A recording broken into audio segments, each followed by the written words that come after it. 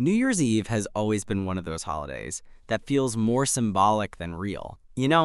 Everyone talks about fresh starts and resolutions, but mostly it's just champagne, fireworks, and someone to kiss when the clock hits midnight. For most of my life, that someone had never been anyone I really wanted. But this year was different. It was the first time I'd agreed to spend New Year's at my friend Nick's place. He always hosted the kind of parties that walked a tightrope between classy and chaotic, mood lighting, a decent playlist, and enough booze to fuel the wrong kinds of decisions. I almost didn't go. I'd just gotten out of a messy situationship, and I wasn't exactly in the mood to watch people make out on couches while pretending to care about their New Year, New Me speeches. But Nick texted me 2 days before, "You better show up this time. I swear if I have to kiss Dylan again at midnight, I'm deleting your number." That got a laugh out of me. Nick was always the kind of guy who could make me laugh even when I didn't want to. We'd been friends since college, roommates for a year, actually. It never turned romantic. Not really. At least not for him. For me, well, let's just say I had my moments. Nick was effortless. Not just in looks, though, yeah, he had that kind of careless hotness. Thick, dark hair, a lazy smile that could melt your spine, and this ridiculous habit of wearing Henleys that hugged his chest just right. He was athletic without trying, funny without being obnoxious, and smart in that way where he never had to prove anything.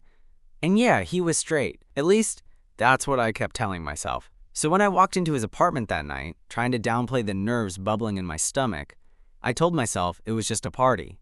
Just friends. Just one night. "Hey, look who actually showed up," Nick said, appearing from the kitchen with a glass of something amber in his hand. His smile was already doing things to me. He looked relaxed, his sleeves pushed up to his elbows, a little bit of stubble on his jaw. "Told you I'd make it," I said, trying to keep my voice steady. Nick handed me a drink and leaned in. "You always say that. Then you ghost." He clinked his glass to mine. "Glad you didn't this time." We spent most of the night orbiting each other. He'd go off and mingle, then come back to refill his drink or throw a joke my way. At one point, we ended up side by side on the couch, watching two of our friends argue over the best Die Hard movie. "You still hate New Year's?" he asked. "I don't hate it," I lied. "I just don't get the hype," Nick smirked. "Midnight kiss still weirds you out?" "I wouldn't say it weirds me out. I just think people treat it like it means more than it does." He tilted his head, watching me. "What if it did mean something?" I raised an eyebrow. "You getting all sentimental on me?" He laughed. "Nah, just thinking." The night blurred in that warm, buzzy way parties always do, when you've had just enough to drink to stop watching the clock. I must have talked to 10 different people, but my eyes kept drifting back to Nick, leaning against the counter, talking to some girl, laughing like it was the easiest thing in the world. Then, 10 seconds to midnight, he found me again. Just like that, he walked up, glass empty, smile crooked. "Well," he said, glancing at the TV where the countdown had started, "guess I better find someone to kiss." I shrugged, heart pounding harder than it should have. "Better hurry." "Yeah?" he asked, stepping closer. "Or you could do the honors." It was the kind of line that should have been a joke, should have been said with a smirk or a wink. But it wasn't. His voice dropped, serious in a way I wasn't expecting. 10, 9, 8. "You're drunk," I said quietly. "Not that drunk," he replied, eyes fixed on mine. "And you're here." 6, 5, 4. I swallowed, pulse racing. "Nick!" He leaned in. Close enough that I could smell the faint scent of whiskey and cedar cologne. "Just one kiss," he said. "For New Year's. 3, 2, 1. And then he kissed me. Not a quick peck. Not some friend zone stunt to get a laugh out of the room. It was soft. Intentional. His hand brushed the side of my neck, and for a second, the world didn't just blur, it completely disappeared. When he finally pulled back, the room had erupted into cheers, but it felt like we were miles away from it all. "That's it," he said with a nervous laugh. looking like he couldn't believe what he'd just done. Just one kiss. Happy New Year. But something in the way he looked at me, like he was asking a question he didn't know how to put into words, told me that whatever just happened, it wasn't going to stop there. I didn't sleep that night. Not because of the kiss, okay, maybe because of the kiss, but more so because of what came after. Or rather, what didn't. After midnight hit and the noise settled into laughter and cheap pop songs, Nick didn't say much. He clinked a few glasses with other guests, made a dumb joke about someone passing out too early, and then just drifted back into the party, away from me. I stood there with my heart pounding and that kiss burning on my lips, waiting for him to glance back. He never did. Around 1:30 a.m. I bailed. No dramatic exit. I didn't even say goodbye. I just grabbed my coat, stepped out into the icy January air, and started the walk home. I could have called an Uber, but walking felt better. More human. Like, maybe if I froze a little, it would clear my head. The truth? I didn't know what that kiss meant. I wasn't even sure if he knew. I'd spent years convincing myself Nick was just friendly, that the way he touched my shoulder or looked too long when he laughed wasn't flirting. It was just Nick being Nick. He was affectionate with everyone. And I told myself, religiously, to keep my feelings in check. And then he kissed me like it wasn't some dare, like it wasn't a joke. But now, I was stuck wondering if I just let myself get played. Again. I woke up the next morning with a dry throat and a head full of regrets. My phone buzzed with a few Happy New Year texts. One was from Nick. Nick, hey, you dipped out early, everything okay? That was it. No mention of the kiss, no winking emoji, just casual. I stared at the message for 10 minutes before replying. Me? Yeah, all good. Was tired. Happy New Year. He didn't respond. I told myself to let it go. That it was just a kiss. That maybe I'd imagined the way his fingers brushed my neck, the way he lingered before pulling away. Maybe he was just drunk. Maybe it really was just one kiss. Except that wasn't what happened next. 2 days later, we saw each other again. Nick invited me over to help take down decorations from the party. Said he'd ordered pizza, and honestly, I went because I couldn't stop thinking about him. I needed clarity, closure, something. When I walked into his apartment, it felt weird. Like the place remembered what happened more than we did. The lights were bright now. The room was clean. The couch where we'd sat shoulder to shoulder was empty and perfectly arranged, like nothing ever happened. Nick was standing on a chair, reaching up to pull down a string of fairy lights. About time, he said, glancing down at me with a smirk. I was starting to think you were ghosting me again. I smiled, but it didn't reach my eyes. Wouldn't be the first time, right? Nick raised an eyebrow. Okay. Spicy. I helped him take down the lights, fold the streamers, sweep up the glitter that somehow got into everything. We talked about work, his new climbing gym membership, the price of groceries, everything except the kiss. It wasn't until the pizza arrived, half pepperoni, half plain cheese, that I finally cracked. Are we going to talk about it? I asked, not looking up from my plate. Nick blinked. Talk about what? You know what? He exhaled, set his slice down. Look, I wasn't trying to mess with your head. I meant it, okay? I just didn't want to make it weird. You didn't want to make it weird? I repeated, eyebrows raised. You kissed me, then ghosted me the rest of the night.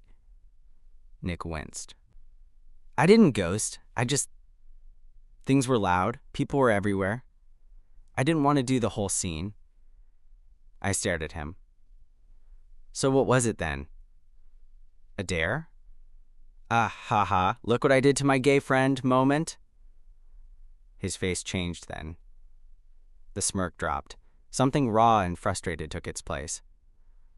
No, he said sharply. Don't do that. You know that's not who I am. I waited. Nick rubbed his jaw, looking away. It wasn't a joke, it wasn't a dare. I kissed you because I wanted to. I swallowed. Okay, then what now? His eyes met mine, serious in a way that I almost didn't recognize. I don't know.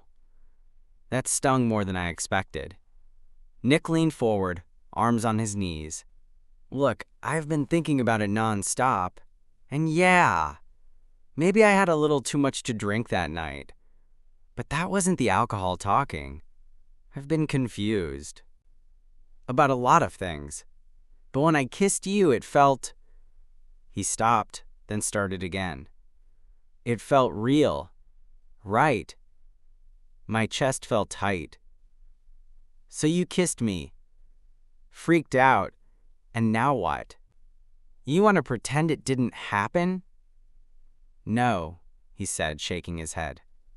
That's just it. I don't want to pretend. But I don't know what I'm doing either.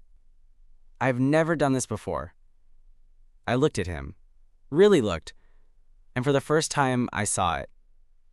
Not just the flirtation or the softness I was used to, but actual fear. Vulnerability. He was floundering. I don't need you to know everything, I said slowly. I just need you to be honest. Nick nodded, swallowing hard. Okay. Silence stretched between us. Then, quietly, he said, Would it be okay if I kissed you again? I didn't answer. I leaned across the couch and kissed him first. This time, it wasn't about a countdown or a crowd. It wasn't a performance. His lips met mine slowly, like he was figuring it out in real time. And when he pulled me closer, hands settling at my waist, it felt like something new. It didn't stop there. After that second kiss, everything between us shifted. Subtly, but undeniably. It wasn't fireworks or movie music swelling in the background. There was no cinematic confession or whispered promises. But it was real. When I pulled away, Nick kept his eyes closed a beat too long, like he was memorizing the moment. Or maybe just grounding himself. When he opened them, there was no smirk, no joke ready to deflect whatever was happening. Just him. Quiet. Uncertain. He said nothing, and I let him sit in it. For the next hour, we didn't talk about it again. We cleaned up the rest of the party mess, finished the pizza, and watched half an episode of some docu-series he'd already seen. He didn't sit too far away. He didn't pretend nothing had changed, but he also didn't reach for me again. Not yet. I was half sure he'd pull away tomorrow. That this would be one of those moments people chalk up to temporary lapses and move past like it never happened. I've been there. I've lived there. But the next morning, he texted me, Nick, you busy later? Me, no. Nick, want to come over? Don't worry, no decorations this time. That was Thursday. I went over that night. We didn't kiss that time, but he made dinner. Something with chicken and sweet potatoes that was surprisingly good. And we talked, really talked, about high school, about our families, about the time he caught mono from a girl he didn't even like, and missed the semifinals senior year. And then he said, Can I tell you something weird? Always. I said. He played with the edge of his plate. I don't think I've ever been nervous like this before. Not even on actual dates. I waited. Like, I've did it with girls before. Dated. Slept around, you know that. He continued, eyes flicking to mine, checking for some judgment. But I've never had to think this much. Not about what I'm doing, what I'm feeling. This is the first time it's felt delicate. I chewed my bottom lip. You're saying I make you nervous? Nick gave me a small smile. I'm saying you make me think. That's scarier. It wasn't romantic, not in the traditional way, but it was honest. And it cracked something open in me that I didn't realize I'd been holding shut. We didn't sleep together that night. He kissed me again, gently, near the door, with one hand cupping the back of my neck like he wasn't ready to let go yet. But that was it, and that was enough. By the next weekend, we were in a rhythm. He wasn't calling it dating. Neither was I. I didn't want to spook him, and he didn't want to name something he couldn't define yet. But he was texting me good morning, and I was bringing over my favorite coffee beans to fix his disgusting grocery store brand. I left a hoodie there by accident, and the next time I showed up, he was wearing it. We weren't telling anyone. Not yet. That part felt like a quiet agreement we'd never said out loud. I think we both knew this wasn't something we could toss around casually. He was still figuring out what it meant for him to like a guy, to want a guy. And for me, it was a strange kind of limbo. I didn't feel like a secret. But I wasn't fully seen either. Still, he was trying. That mattered. One night, we were lying on the couch, his head in my lap, my hand resting on his chest, and he said, "I keep thinking about that night." "The party?" I asked. "No, midnight. When I kissed you." I didn't say anything. I wanted him to keep going. He stared at the ceiling. It wasn't planned, not really. I mean, I thought about it weeks before, but I didn't think I'd actually do it. "You thought about kissing me?" He nodded, cheeks tinged pink.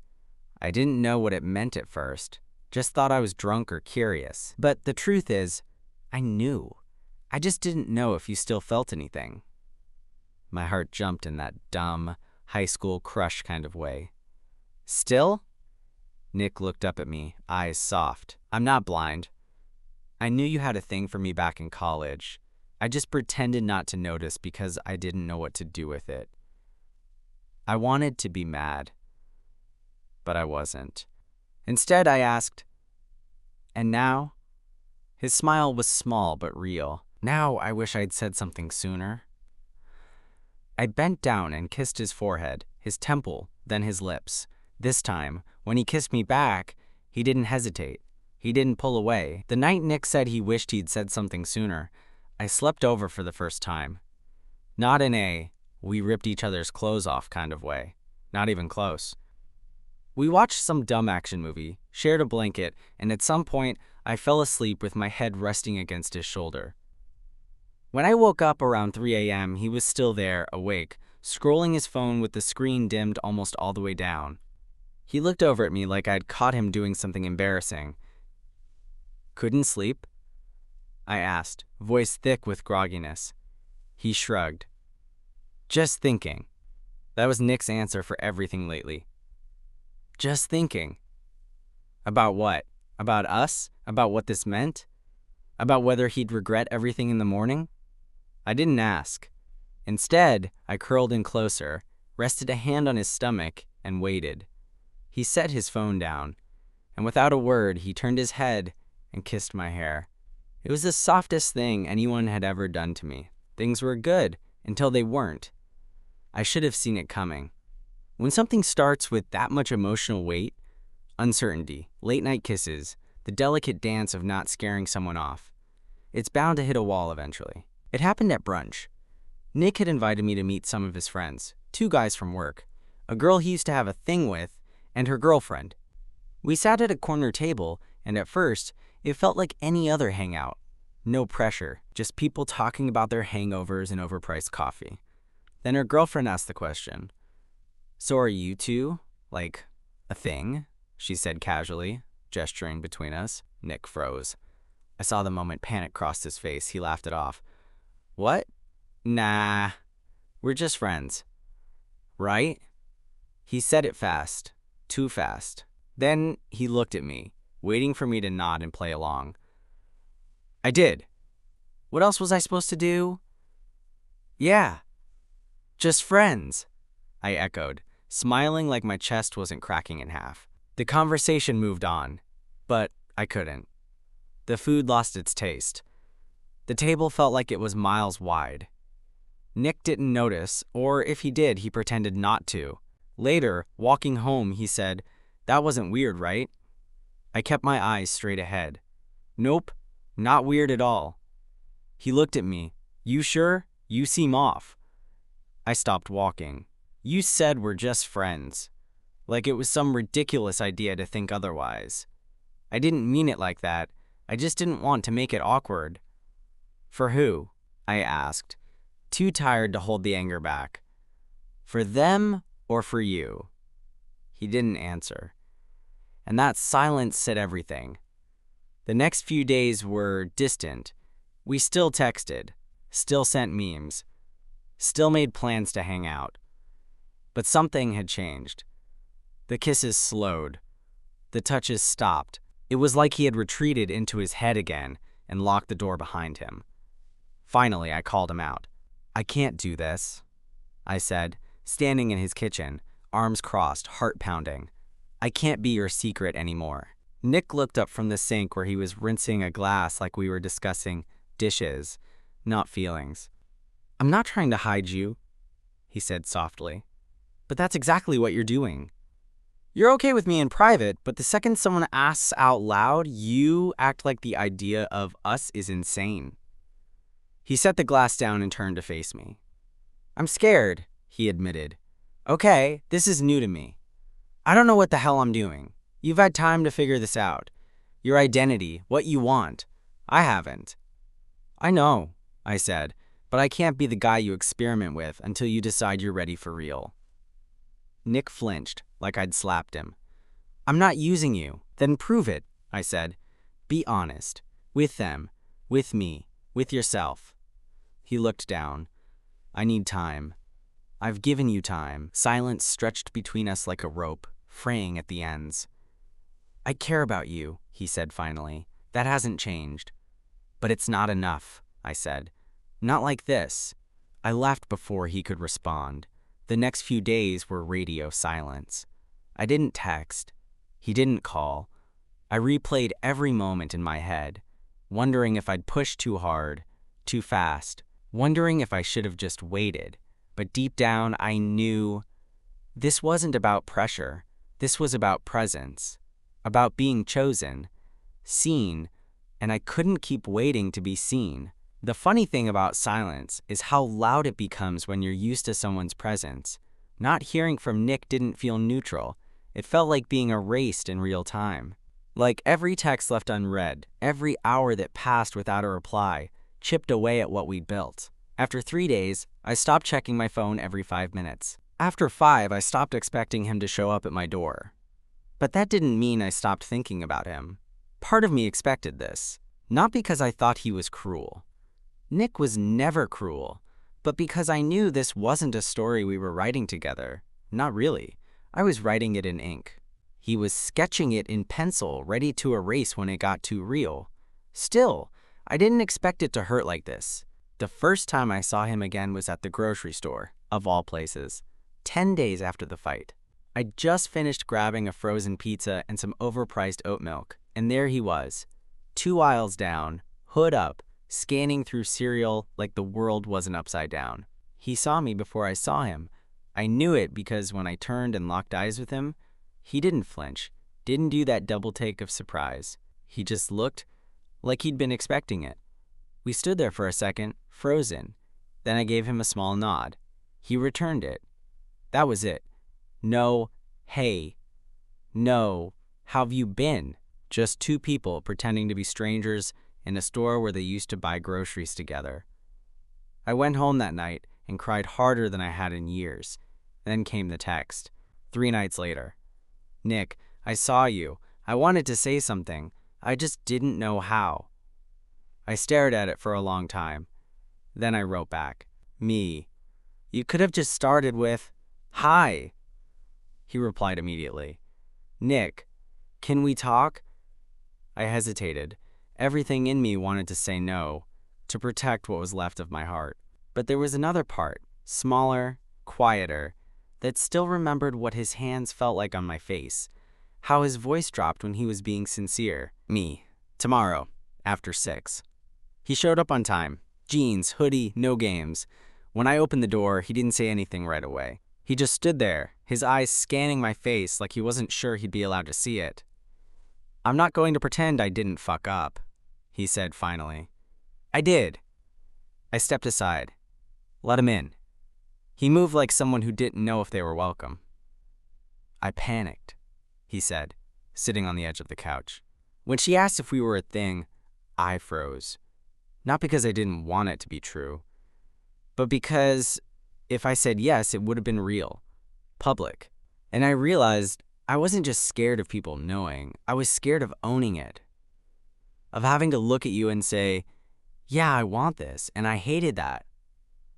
I didn't speak. Just let him unravel. I thought time would help, but the longer I stayed away, the worse it got. Because I wasn't just avoiding a label, I was avoiding you. The one person who made me feel something I hadn't felt in, maybe ever. I sat across from him. You hurt me. I know. You made me feel small, like I was a phase. I'm not proud of that. Silence. Then, I've told 2 people, he said. About you. About us. That made me blink. Who? My sister and Dylan. The guy the first used to kiss every New Year when you didn't show. That made me laugh. Sharp and unexpected. Nick smiled softly. They were both like, yeah, no shit. I shook my head. You're still figuring this out. I am, but I'm not running from it anymore. I let that sink in. Then I asked, so what does this mean, Nick? You want to pick up where we left off? He looked at me, eyes steady. No, I want to start fresh, but not in secret, not in halves, if you're willing. I searched his face for doubt. There was none. Finally, I nodded. Okay. He exhaled like he'd been holding his breath for 10 days straight, then stood, walked over to me, and kissed me.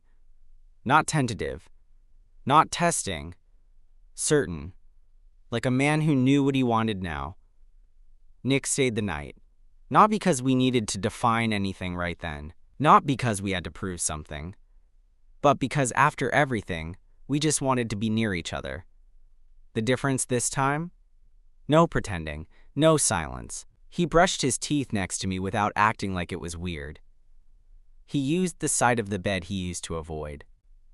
And when I woke up in the middle of the night to find him curled into me, his arms snug around my waist, I didn't question it.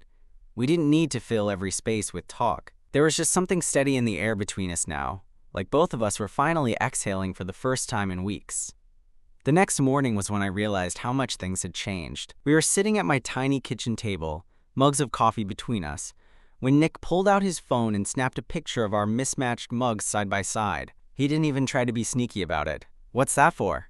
I asked, raising an eyebrow. He shrugged, smiling. I might post it.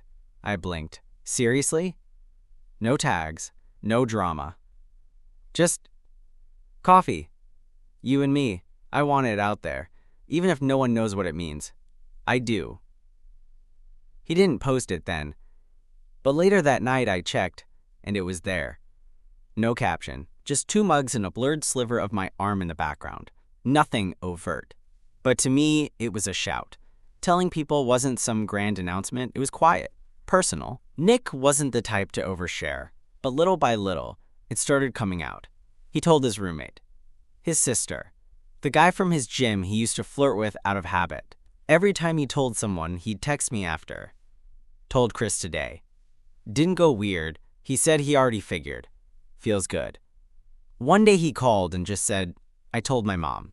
My heart stopped for a second. And? She said, it's about time. I laughed so hard I nearly dropped my phone. It's not like everything magically became easy. We had awkward dinners where the server would assume we were just bros, and we'd exchange glances like, do we correct her? We had nights where Nick got quiet, unsure of how to hold space for both what he'd always believed about himself and what he was discovering now. There were moments where I still questioned if this was real, if it would last, if he'd change his mind. But there were also new firsts. Our first grocery run together, bickering about oat milk brands like an old married couple. Our first photo together at a bar, Nick's arm casually thrown over my shoulders like it had always belonged there. Our first sleepover where he whispered, good night, and I'm glad you're here, like it was second nature. And yeah, our first time too. It wasn't rushed. It wasn't perfect. It wasn't some cinematic climax with swelling violins. But it was honest. Clumsy, sweet, and slow, with pauses for laughter and checking in and the kind of eye contact that says way more than words ever could. Afterward, he kissed my shoulder and said, I'm not scared anymore. That stayed with me. We never really defined what we were, not with labels, not at first. But it didn't matter. He came with me to a friend's birthday, held my hand under the table, and told people, this is who I'm seeing. And when we left, He kissed me on the sidewalk with zero hesitation, even though two college girls nearby definitely stared and whispered. We made it through the weirdness, the questions, the self-doubt. Because in the end, Nick chose to stay. He didn't say just one kiss and disappear. He said it and meant it, and then asked, "Can I kiss you again?" Over and over. 3 months later, Nick and I went back to where it all started. His apartment, New Year's Eve. This time, the party was smaller, intentional. Just a few close friends, some takeout, a couple bottles of Prosecco, and none of the chaotic energy from last year. He didn't decorate much, just threw a string of lights across the ceiling and ordered everyone's favorite snacks. Dylan was there. So was his sister. A few friends I hadn't met before. And Nick? He didn't leave my side all night. He was different now. Not in the way he looked, though I did notice he'd started wearing a little more color, soft blues and deep greens instead of his usual neutrals, but in the way he carried himself. There was no hesitation in the way he'd place a hand on my lower back or lean in when I was talking. No flinching when someone asked, "So, are you two together?" "Yes." He'd answer, casual, like it had never been a question. The countdown started around 11:59, just like before. But this time, I wasn't across the room wondering if he'd look back at me. I was already next to him, his hand in mine. "Got a resolution this year?" I asked, voice low. He shook his head. "Nope." I raised an eyebrow. "Nothing?" He turned to me, eyes soft. "I've got what I want." 10, 9, 8. And then he said, "But if I had to make one, 7, 6, 5, I'd say it's to never stop surprising you. 4, 3, 2, starting with this." And before I could ask, he pulled a small key from his pocket and slipped it into my palm. I blinked. "Is this?" "It's yours," he said. "Come and go whenever you want. Or just come. Stay. Move in. Whatever feels right." 1, and then he kissed me. And it wasn't just a kiss. It wasn't just one kiss anymore. It was layered, deep, familiar. It was a kiss that said, "I've been waiting all year to do this again. With you." Fireworks popped outside. Someone spilled a drink. People were shouting, hugging, cheering, but I barely heard them. Because I was kissing the guy who once told me, just one kiss. And now, all these months later, we both knew the truth. One kiss was never going to be enough.